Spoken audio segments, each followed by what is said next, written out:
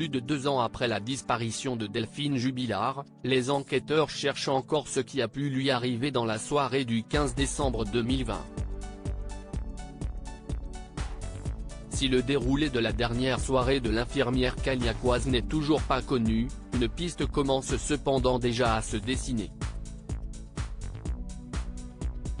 C'est du moins ce qu'a révélé le magazine Marianne, ce jeudi 5 janvier.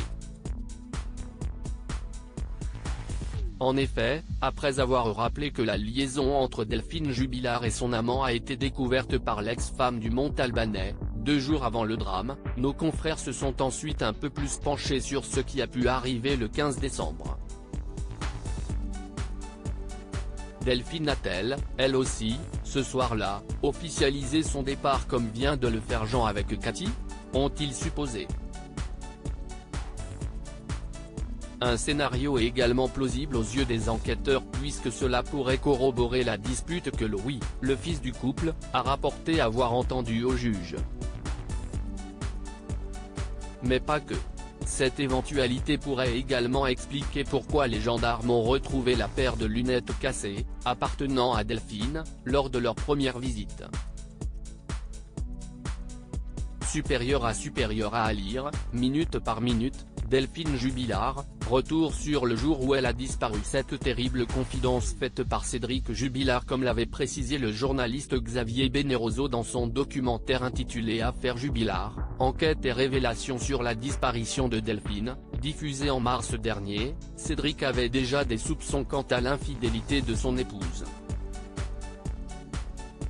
D'après les révélations d'Anne, la meilleure amie de Delphine Jubilard, l'artisan plaquiste lui avait déjà fait part de sombres confidences.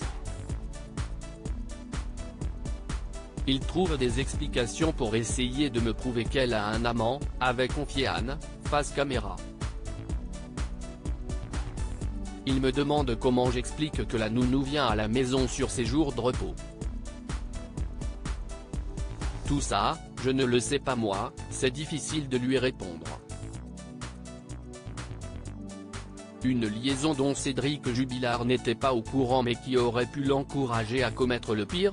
Il est devant moi, il pleure à grosses larmes, il me dit qu'il l'aime et qu'il ne veut pas la perdre, a-t-elle ensuite ajouté. Il finit la conversation avec des yeux tout secs en me disant, mais si elle a un amant, je lui ferai à l'envers. Une dernière confidence glaçante. Principal suspect dans cette affaire, Cédric Jubilard demeure présumé innocent des faits qui lui sont reprochés. Crédit photo, capture d'écran Facebook.